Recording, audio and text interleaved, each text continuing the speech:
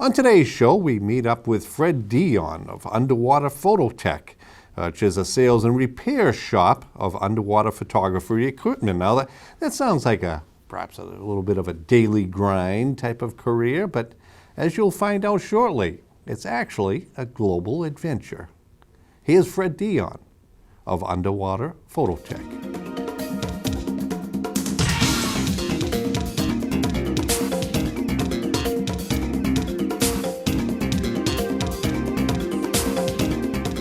Underwater Phototech, that must be quite an interesting subject. What brought that along?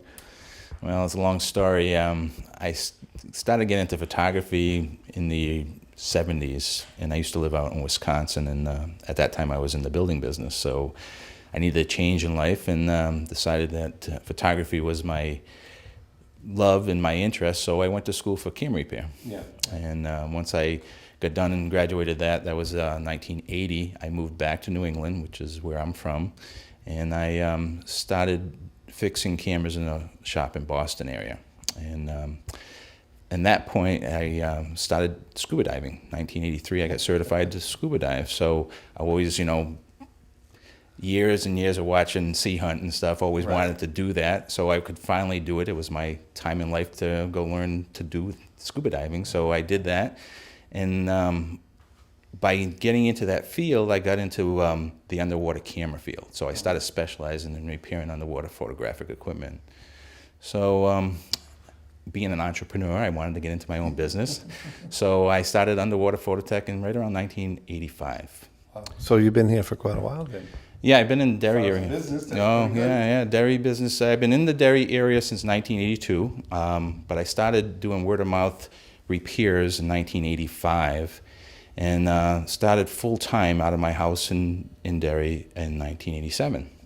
That's when I first started getting employees. We actually had, at one point, we were the largest repair facility second largest repair facility in the country. We had 7 full-time technicians here doing camera repairs.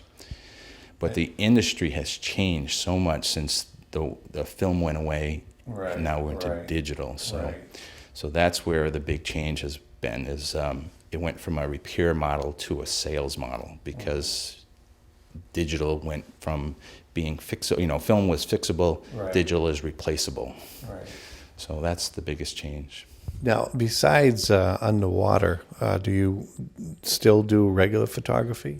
Oh yeah, definitely. We are a full Nikon and Canon dealer, so we sell a lot of we have a lot of local customers that come in to buy cameras. We actually know how to shoot it, so we can talk the talk, and we love to still take photographs. I actually had my children out the other day just taking pictures in our backyard, so it's kind of fun to get that going. What's the difference between a regular everyday digital camera and an undersea type version? Well, there's really no difference. What we do now is just put digital cameras in underwater housings. That's what this piece of equipment right here is for. That is a housing for a Nikon D80 camera. So we have entry-level cameras that start out in the $300 or $400 range, and then they go all the way up to lots of dollars. I think we work with people with National Geographic, and we sell systems up in the $10,000 area all the time. So this is not just a local business. You go all over the world? Yeah, actually, it's what's fun about it is that I do go all over the world. I take people diving all over the world to show them how to use their equipment. So that's part of our business model too, is to not just sell them the equipment, but bring them someplace exotic and show them how to use it. And this year alone, I've been to 4 different countries. So it's Philippines. I took over 15 people to the Philippines in April and May, and then we went for 2 weeks at 2 different resorts, and we learned to use the equipment. I'm there as a support staff for them, and luckily I've been able to travel and see the world. Could you show us the physical attributes of a camera, and maybe give us a couple of tips as well on taking pictures? Not necessarily underwater, but just regular pictures. Well, we have, this is a D80 system.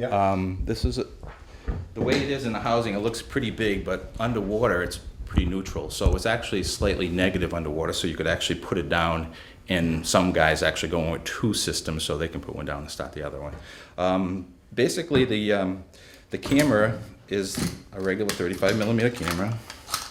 well, not 35 millimeter anymore, digital, Right. but it looks like a 35 millimeter. As far as technique goes, the biggest thing I think with the technology today is they have these new VR lenses, which is auto stabilization lenses. So they make it a lot easier for the normal person to get a really good shot as far as distance goes, because with the VR technology, you can actually shoot like 3 or 4 stops slower than you normally would, because there's an auto stabilization built into the lenses. So that's really great when you're going out in the mountains of New Hampshire and you're trying to shoot wildlife, birds in a tree. We have almost all the lenses that are long lenses now are VR technologies, so auto stabilization. So it must move very quickly. Yeah, the whole thing is when you're holding a camera, you want to hold it, like a tripod, real steady, and use this as your zoom control. And you're almost like a tripod yourself, and that stables it. But by having the VR technology, now we can really slow down and shoot some really slow shutter speeds. That means we can get more light into the photograph and be able to take a bird, 200 feet away. We do that a lot of times when we go on these trips, that we try to do different things, not just diving. So last year I took 22 people to Malaysia. And then we went into the jungles of Borneo after we went diving for a week. And we were shooting these promiscuous monkeys jumping from tree to tree over 150 feet away from us in the jungle. So we were able to take the long lenses, handhold them. We were actually in flat bottom boats in the river, and we were able to get some great shots of that kind of stuff. So, so it's not just an underwater photography that we do. We do everything as far as travel goes. There are tricks to underwater photography. The biggest thing about underwater photography is that everything is close. The water, everything looks blue underwater is because the reds are all gone, because as soon as you get 10 feet underwater, all the reds are gone. So we only have one spectrum is basically blue. So what we try to do is bring in these big strobes in underwater, and we actually light up our subject matter. But to be able to do that underwater, we have to be within 3 feet of it. So if I'm going to shoot a 6-foot subject like yourself 3 feet away, I have to have a very wide lens. So that's the biggest thing about underwater photography is you always better be close. That's the only way you're going to light it up, and you have to use a real wide lens. And so that's our unless you're shooting macro, which is a lot of the stuff we go to shoot is little tiny critters, little stuff that looks foreign to us from what we're used to seeing.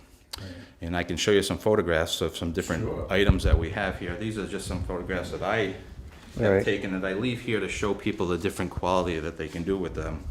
This is a very poor printing technique. This is getting better.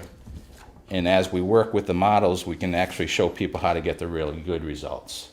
So this is a typical, Nemo shot that we see. And this, again, to be able to get the colors and to get the quality of the image, you have to be very close.